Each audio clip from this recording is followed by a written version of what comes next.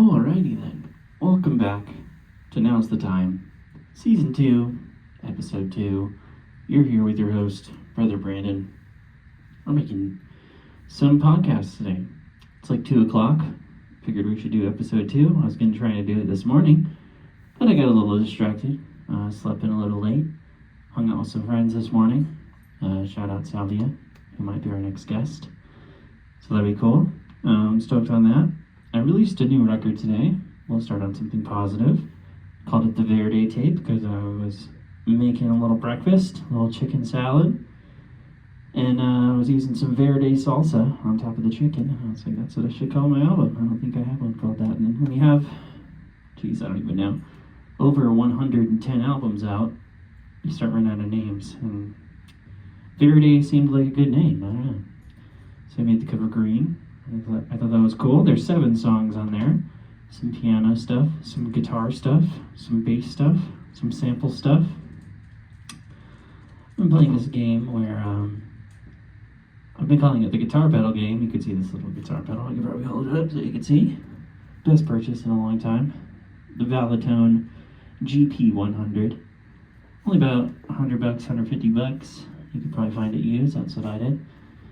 But man, it's awesome. It's got a looper, a bunch of effects, every effect you could really ever imagine, besides just something totally unique and weird and handmade. But, you know, chorus and delay and distortion, EQ, it has amps, it has cabinets, all the above. But yeah, for this particular EP, I've been playing this game with this pedal where on the patches I just kind of shift through till I find one. Like today I'm on number 61 because I thought that sounded nice. And, you know, track 2 is whatever the next number is that sounds cool. Track 3 is the next sound that sounds cool. And I think, you know, when you're doing that every time and you start on a different one, you kind of have another sound that would complement said X sound in a different way or something like that. So I think I've got some very interesting tones on this one. I've got some left-right organ tones. I've got some phaser. I've got some univibe. I've got some all that kind of stuff. So that's super cool. I really like that tape. It's very different from things I've done in the past, but also similar. Yeah. Cool. Well, thank you guys so much. Hit the like button, subscribe. Brother Brandon here with Season 2, Episode 2. There's something I said in the last podcast. I went back and watched the podcast, as I often do. I call it game footage for anything that I do, you know, that I record. I like to watch it and more of a zone of appreciation and not a judgmental place where I'm just like, this is cool, this is awesome. But while I'm listening, I am taking notes and maybe like, I don't want to say judging, but I'm observing in ways that I can make it better for the next time. Because I don't think that being super self-critical or having negative self-talk about the things that you enjoy is good for you.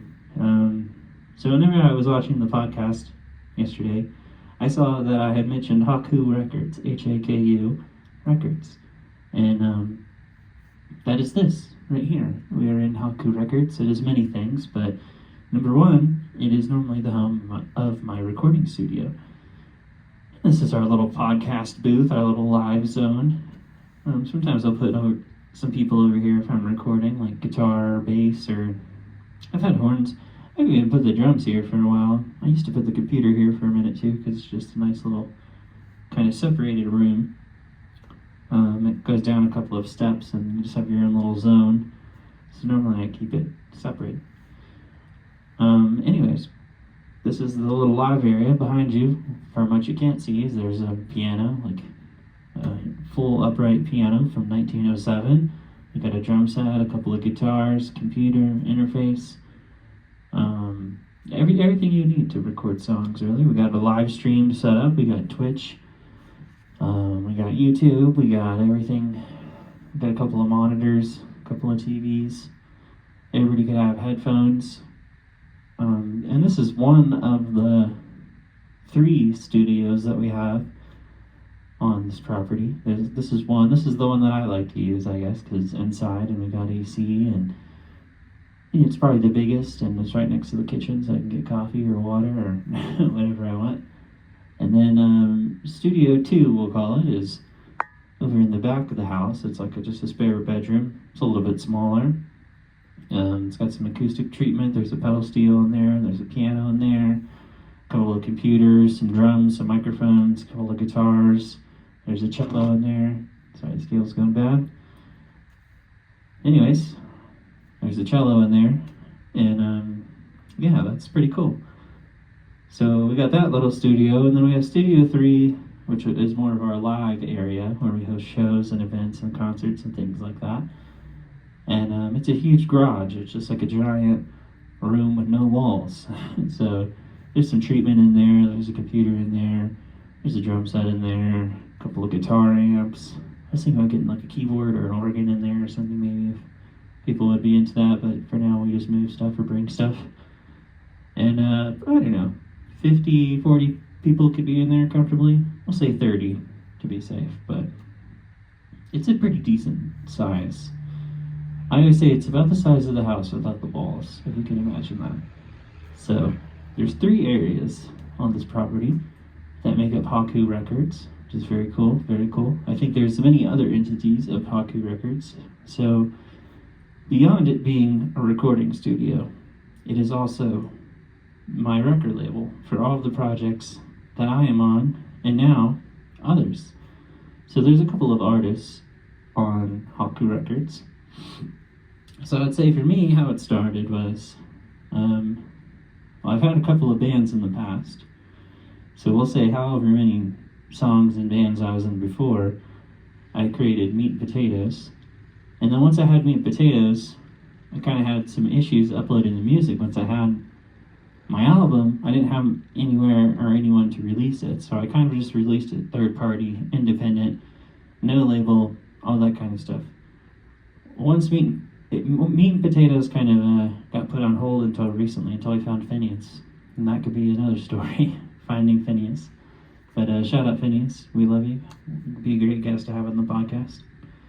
And Phineas Nakamura, beautiful soul, greatest musician, singer I've ever met. But I would say me and Phineas are Meat and Potatoes. And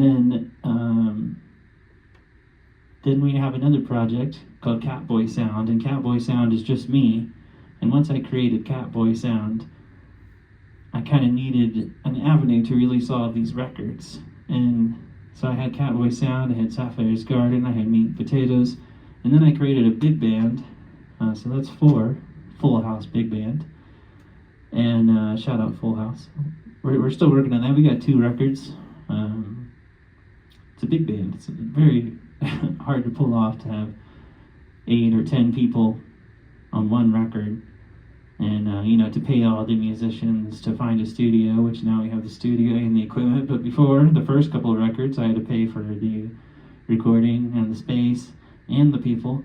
So it was it was not as logistically making sense and back then. So I think we should try it again. So that was, all by 2020, 2021. We had at least 4 projects of my own that we started putting out. And I'm just trying to think. So we had Sapphire's Garden, Catboy Sound, Full House, Meat and Potatoes. And then I've started another one called Brother Brandon, which we talked about before. So I have quite a few projects of my own, of just kind of different ways of labeling things and ways to promote and ways to market. And when we have 4 bands, this is maybe like some inside music business talk, I guess. So for every project that you create, to upload them to Spotify or Pandora or any kind of distribution platform for streaming, you have to pay money for that. As the artist has to pay Spotify to upload your stuff.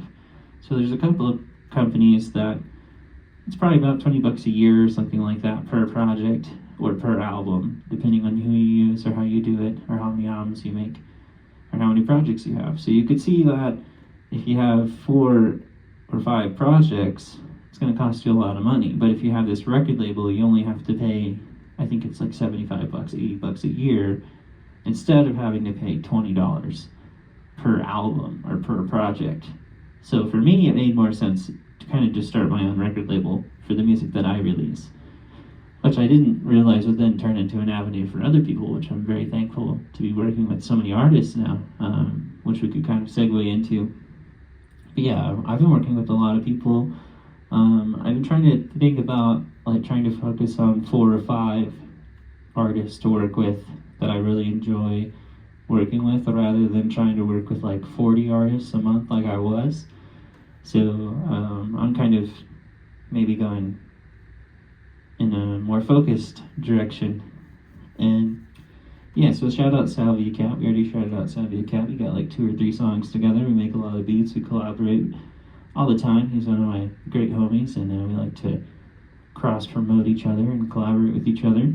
Twisted Nine, we've got a couple of songs coming out with Twisted Nine, an artist, a rapper based out of South Carolina. I'm not sure your city, I should ask.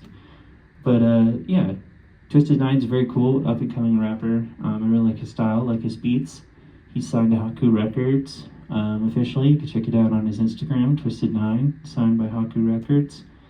And yeah, we're trying to get Homie an album out. Next, we got Michael Miller, who is an artist that we're working with in North Carolina, right above. And he's got a couple of songs out. He's making some singles, some EPs. We've done a little session. We're going to put out this song together. A little live version, a little live video maybe. So that's going to be super cool. Shout out Miller.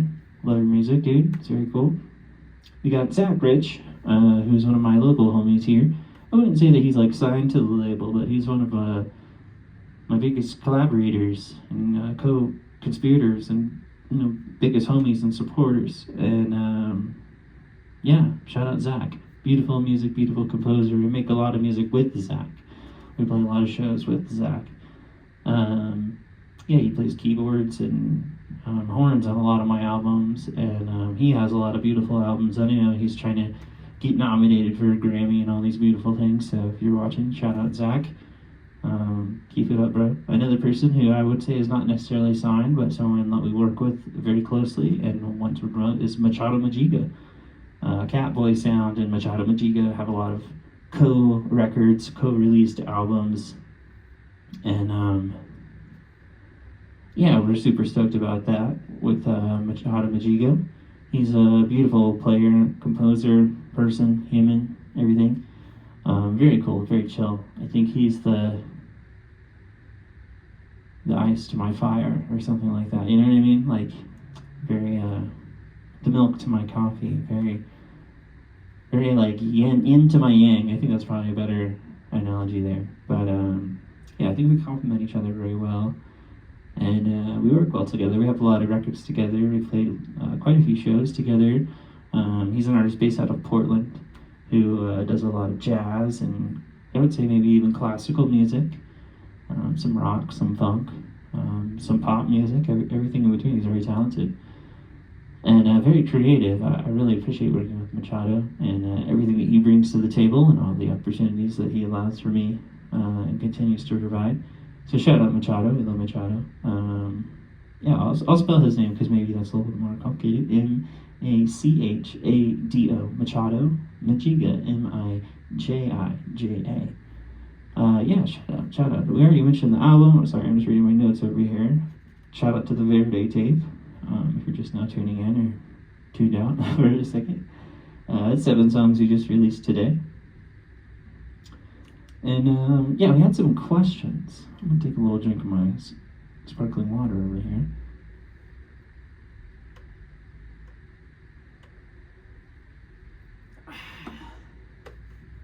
Sorry. 15 minutes of talking. You know, keep the voice lubricated. I'm always telling people out at the games. I'm like, dude, I need some water or something. Like, I can't be singing for 2 hours without any water. It's hard. Yeah, but we had a question today submitted from Salvia. We were talking this morning, and we were trying to figure out how to record video because he's in the UK, so I have to like video record him because he can't come here. So if anybody knows how to maybe video my screen or something like that, or record a Discord chat, or I remember being able to record Zoom. Maybe I could do that. We're gonna figure it out. I'm not sure how I need to get that going for overseas kind of stuff. But yeah, anyways, his question was, could you talk about what your effect chain is, or what a proper effect chain should be, or something like that? What is the order of effects that you use, basically? Oh God, that is a good question. Because I am normally particular about that, and he does ask things like that. So the question is, what is your effect chain, or what order should I put my effects in, basically?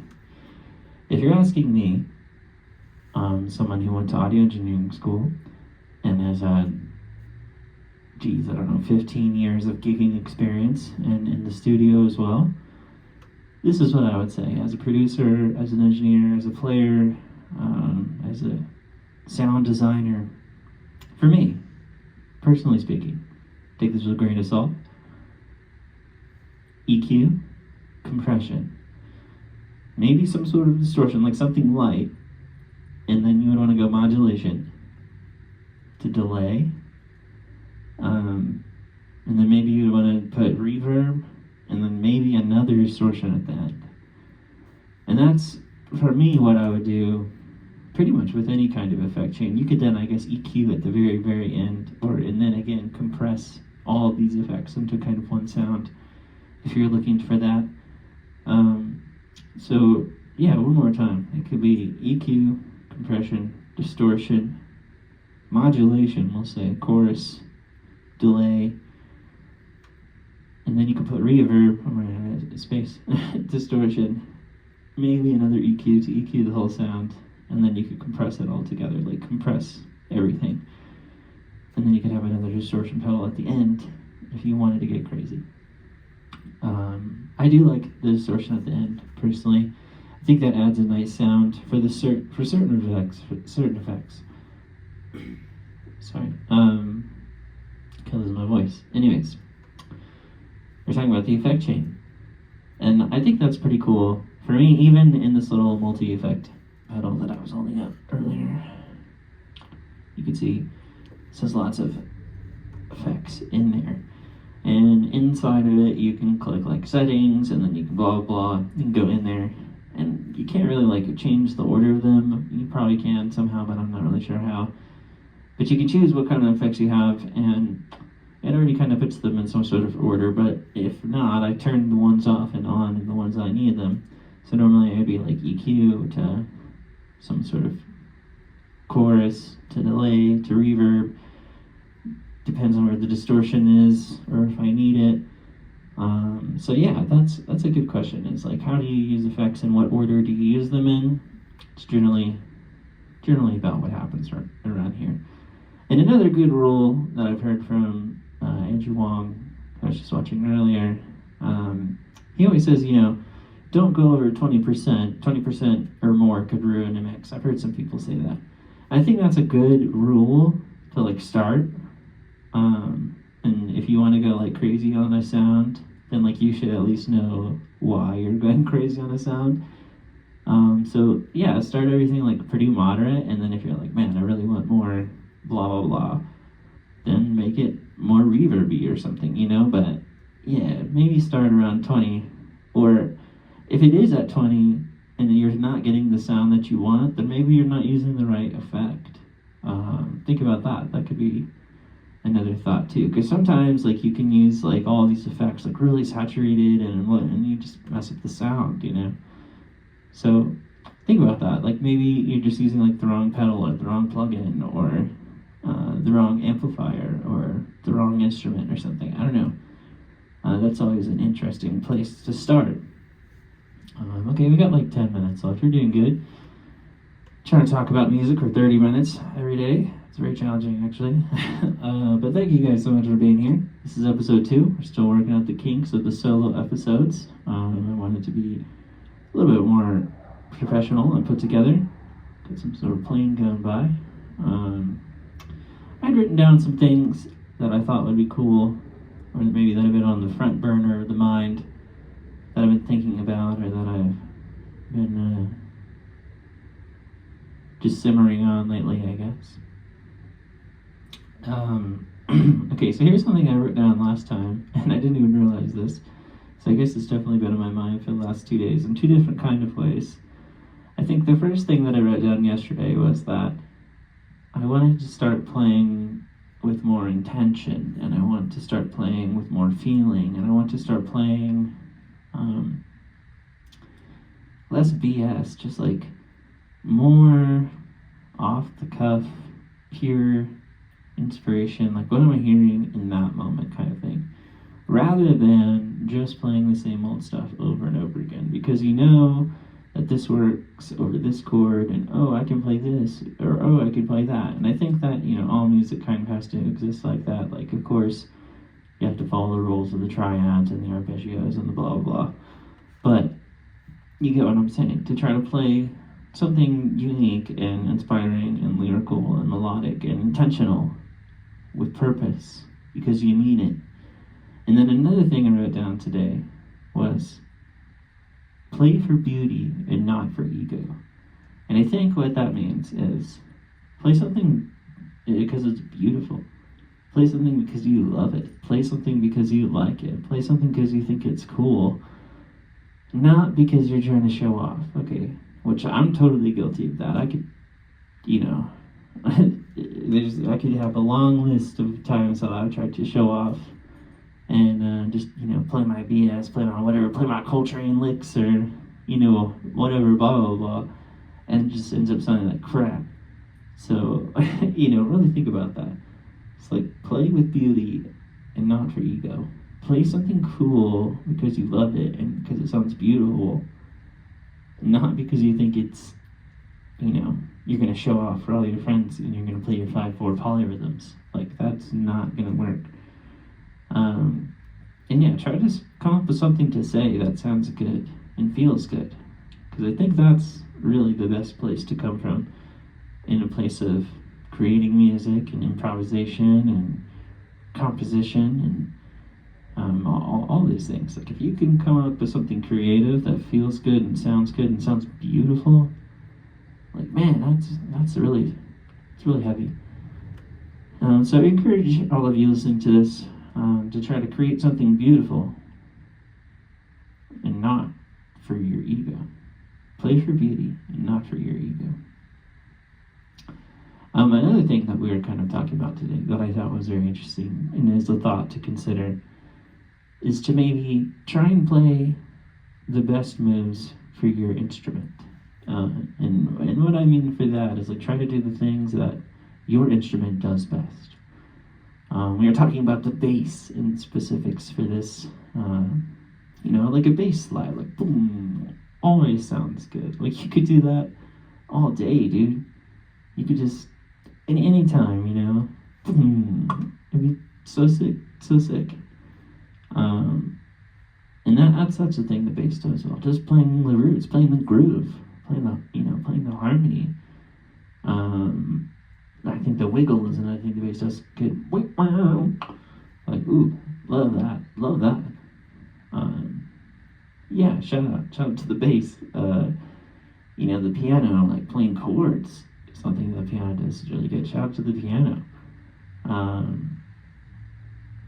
Yeah, like, I think being able to play like ascending and descending things on the piano really quickly, like you could just see the whole scale like right in front of you, or the whole chord, or the whole arpeggio. It's bam, like you could just hit it so quick too if you got that down. Being able to just like play songs and like accompany yourself is something that the piano does really well. So like play chords, you know, play harmony, play inside, play outside. Yeah, that's a great thing that the piano does. Guitar, harmonics came to mind, like just, you know, being able to play some harmonics, that stuff's really cool. Yeah, chords, being able to play funk, being able to play arpeggios and fingerstyle. I think another really interesting thing that the guitar has is voicings, because it's so confusing, and there's so much space on the guitar, so you could play so close, you could play you know, so wide, you could play with such range, you could play so many octaves on the guitar. Yeah, it's a very, very interesting instrument, the guitar. The drums, man, like brushes are so cool. Like, the cymbals, the cymbals, the kick drum, dude, like the drums kind of do their job, but it's very interesting to think about the moves that the instruments could have, and maybe trying to cater towards the instrument itself rather than trying to make it do something that maybe it isn't totally comfortable doing. So think about that. We got a couple minutes left. I'm gonna wrap it up. I'm gonna play some things, and here's some ideas that I've had in my mind. Is the Hendrix chord. It's come up a couple of times today. And I thought that maybe I could come up with some ideas and some ways that I've been using the Hendrix chord in my own way, rather than just playing the blues or playing some Hendrix or something like that. But yeah, check it out. Check it out.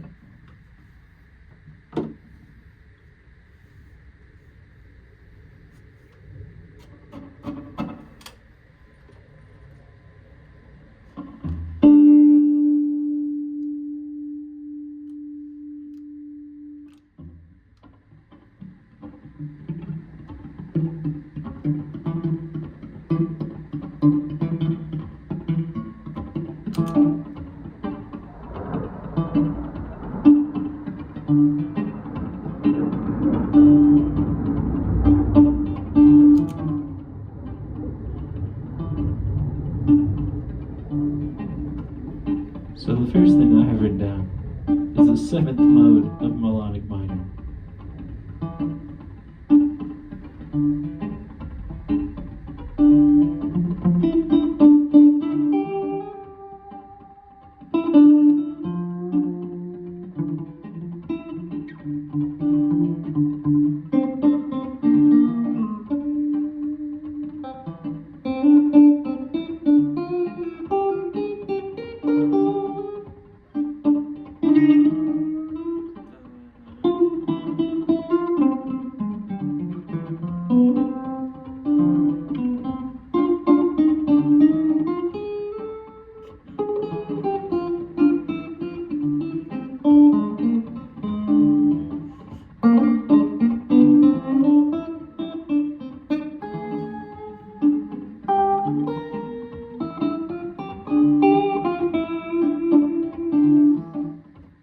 So, in this particular instance, I'm playing E7, like E, G sharp, D, G natural. And that's like the Hendrix chord, People call that the Hendrix chord. Because he plays that chord a lot, probably almost every song I can think of. Hey Joe, or not, blanking. Voodoo Child, Watchtower, Cross on Traffic, etc. It's in a lot of his songs, but I don't know if he was thinking about it in the terms of playing F melodic minor. That'd be pretty cool. That'd be pretty cool to ask him that. I'm not sure if that's how he was thinking about it, but the third mode of harmonic major would be C harmonic major or E dominant 7 sharp 9.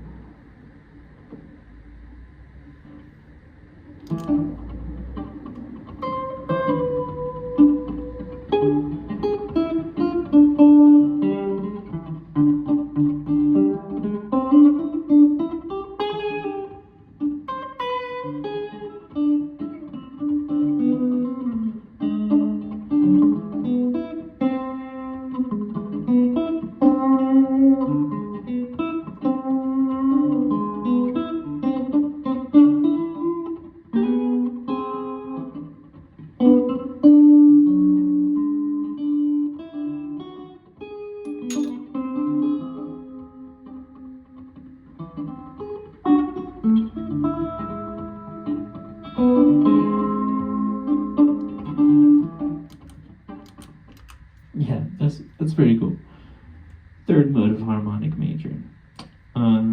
Yeah, I don't know if he was thinking about it like that, but I like those kind of sounds. And maybe those are some weird sounds, but yeah, so the first one was the seventh mode of melodic minor, and that's super Locrian. Check that out. It's a nice dominant chord sound. It's very it's subtle, it's pretty, it's beautiful. I think it has like a very weird sound to it. I don't think that a lot of people use that sound. And then harmonic major, if you don't know that, we could spend like a whole freaking episode talking about that. Is oh, you're a G.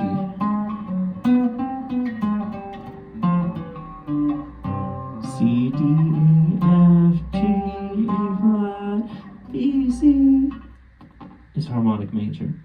So check that out and all the chords that live in there. And the third one is this, and there's diminished major 7 in there, which is really cool sound. So check out harmonic major and check out melodic minor and the modes of each one of those scales if you have not already. That's a pretty cool thing to do. But man, thank you guys so much for watching. I'll try to play some more guitar next time if you guys are liking that. Maybe, I was thinking I need to get a little keyboard. I might try to go out today and get a little keyboard because I really enjoy playing the piano. I've been watching some Marcus King lately. Shout out Marcus King. I'd love to write a song with you or have you on the podcast, brother. Really love your music. Really love your vibe. And yeah, dude.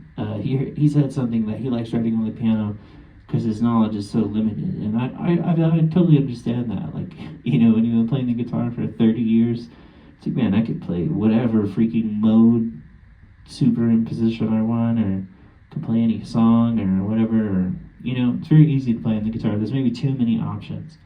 Whenever I go on the piano, I feel like, oh, I just kind of have to play the song. I just have to play the melody, I have to play the bass and the chords, and then I have to worry about the lyrics or the singing. So I totally get that. The piano is really cool. But I'm gonna go. Marcus gonna start barking. Bye, y'all. Bye.